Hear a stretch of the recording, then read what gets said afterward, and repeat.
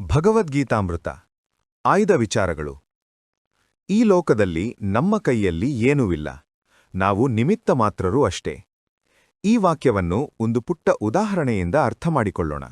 ನನ್ನವರನ್ನು ಕೊಲ್ಲಲು ನನಗೆ ಮನಸ್ಸು ಬರುತ್ತಿಲ್ಲ ಎಂದು ಅರ್ಜುನನು ಯುದ್ಧ ಮಾಡೆನು ಎಂದು ಬಿಲ್ಲುಬಾಣಗಳನ್ನು ಎಸೆದು ಕುಳಿತಾಗ ಶ್ರೀಕೃಷ್ಣ ಪರಮಾತ್ಮನು ಹೀಗೆ ಹೇಳುತ್ತಾನೆ, ನಿನ್ನವರು ಯಾರು? ನಿನಗೂ ಮತ್ತು ನಿನ್ನವರೆಂದು ಭಾವಿಸಿರುವ ಅವರಿಗೂ ಏನು ಸಂಬಂಧ? ನೀನು ಆತ್ಮಸ್ವರೂಪಿನು.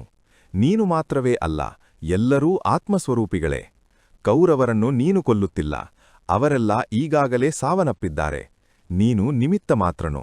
ನಿನ್ನ ಕರ್ತವ್ಯಗಳನ್ನು ನೀನು ಮಾಡು, ಅಷ್ಟೇ ಹೊರತು ಕರ್ತವ್ಯಭ್ರಷ್ಟನಾಗಬೇಡ ಎಂದು ಹೇಳುತ್ತಾ ಆತ್ಮತತ್ವವನ್ನು ಬೋಧಿಸಲು ಆರಂಭಿಸುತ್ತಾನೆ. ಹೌದು, ನಾವು ನಿಮಿತ್ತ ಮಾತ್ರರೇ. ನಮ್ಮ ಕೈಲಿ ಏನೂ ಇಲ್ಲ. ಎಲ್ಲವೂ ಏನೋ ನಡೆಯುತ್ತಿರುತ್ತದೆ. ಆದರೂ ಅದನ್ನೆಲ್ಲ ನಾವೇ ಮಾಡಿದ್ದು ಎಂದು ನಮ್ಮದು ಎಂದು ಭಾವಿಸುತ್ತೇವೆ. ನಮ್ಮ ರೂಪವನ್ನು ನಾವು ಈ ರೀತಿ ಇರಬೇಕು ಎಂದು ಬಯಸಿಲ್ಲ. ಇಂತಹ ತಂದೆ ತಾಯಿಗಳಿಗೆ ಜನಿಸಬೇಕೆಂದು ನಾವು ಬಯಸಿಲ್ಲ. ಇಂತಹ ಮಕ್ಕಳು ನಮಗೆ ಜನಿಸಬೇಕೆಂದು ನಾವು ನಿರ್ಧರಿಸಲು ಆಗುವುದಿಲ್ಲ. ಇಂತಹ ಸಮಯಕ್ಕೇ ನಮ್ಮ ಜೀವ ಹೋಗಬೇಕೆಂದು ಸಹ ನಾವು ನಿಶ್ಚಯಿಸಲು ಆಗುವುದಿಲ್ಲ. ಆದರೆ ಎಲ್ಲವೂ ನಡೆದು ಹೋಗುತ್ತಿರುತ್ತದೆ. ಅದಕ್ಕೆ ಹೇಳುವುದು, ನಾವು ನಿಮಿತ್ತ ಮಾತ್ರರೂ ಅಷ್ಟೇ, ಯಾವುದೂ ನಮ್ಮ ಕೈಲಿಲ್ಲ ಎಂದು. ಈ ಒಂದು ಸತ್ಯವನ್ನು ಅರಿಯದೆ ನಡೆಯುತ್ತಿರುವುದರ ಬಗ್ಗೆ ನಾವು ಅಹಂಕಾರ ಮಮಕಾರಗಳನ್ನು ಬೆಳೆಸಿಕೊಳ್ಳುತ್ತೇವೆ. ನಮಗೆ ನಾವೇ ಬಂಧನಕ್ಕೆ ಸಿಲುಕಿಕೊಳ್ಳುತ್ತೇವೆ, ದುಃಖಕ್ಕೆ ಒಳಗಾಗುತ್ತೇವೆ. ಇದು ಮೂರ್ಖತನವಲ್ಲದೆ ಮತ್ತಿನ್ನೇನು? ಯಾವುದೇ ಒಂದು ವಸ್ತು, ವ್ಯಕ್ತಿ ಅಥವಾ ಘಟನೆ ಮೊದಲು ತನಗೆ ತಾನೇ ನಿರ್ಮಾಣವಾಗುತ್ತದೆ. ಆನಂತರ ಅದರ ಬಗ್ಗೆ ನಾವು ನನ್ನದು, ನನ್ನವರು ಎಂಬ ಬಂಧನವನ್ನು ಬೆಳೆಸಿಕೊಳ್ಳುತ್ತೇವೆ. ಇದು ಮೂರ್ಖತನದ ಬಂಧನ ಅಷ್ಟೇ ಹೊರತು ಅದಕ್ಕೂ ನಮಗೂ ಯಾವುದೇ ಸಂಬಂಧವಿರುವುದಿಲ್ಲ.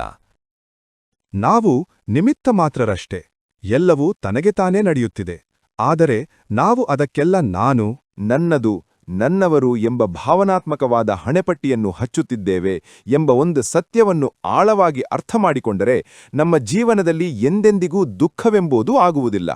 ಯಾವುದೇ ರೀತಿಯ ಬಂಧನಕ್ಕೆ ಒಳಗಾಗುವ ದೌರ್ಭಾಗ್ಯವೂ ಉದಯವಾಗುವುದಿಲ್ಲ.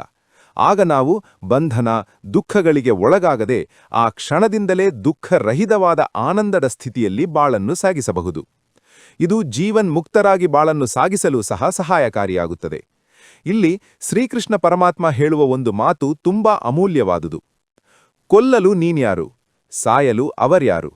ಸಾಯಬೇಕಾಗಿರುವವರು ಈಗಾಗಲೇ ಸತ್ತಿದ್ದಾರೆ. ನೀನು ನಿಮಿತ್ತ ಮಾತ್ರನು. ನಿನ್ನ ಕರ್ತವ್ಯವನ್ನು ನೀನು ಮಾಡು ಎಂಬ ಈ ವಾಕ್ಯದಲ್ಲಿ ಮಹತ್ತರವಾದ ಅರ್ಥ ಅಡಗಿದೆ.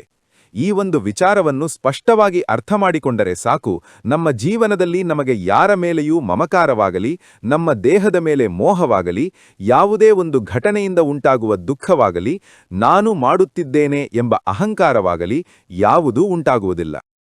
ಇಂತಹ ಅಮೂಲ್ಯವಾದ ವಿಚಾರಗಳು ಮುಂದಿನ ವಿಡಿಯೋಗಳಲ್ಲಿ ಬಹಳಷ್ಟು ಬರಲಿವೆ. ಅವುಗಳ ಲಾಭವನ್ನು ಪಡೆಯಲು ಚಾನಲ್ ಅನ್ನು ಸಬ್ಸ್ಕ್ರೈಬ್ ಮಾಡಿಕೊಳ್ಳಿ. ವಿಡಿಯೋ ಇಷ್ಟ ಆಗಿದ್ರೆ ಲೈಕ್ ಮಾಡಿ, ನಿಮ್ಮ ಆಪ್ತರೊಂದಿಗೆ ಶೇರ್ ಮಾಡಿ. ಮುಂದಿನ ವಿಡಿಯೋದಲ್ಲಿ ಮತ್ತೊಂದು ಆಸಕ್ತಿಕರ ವಿಚಾರದೊಂದಿಗೆ ಭೇಟಿಯಾಗೋಣ. ಧನ್ಯವಾದಗಳು.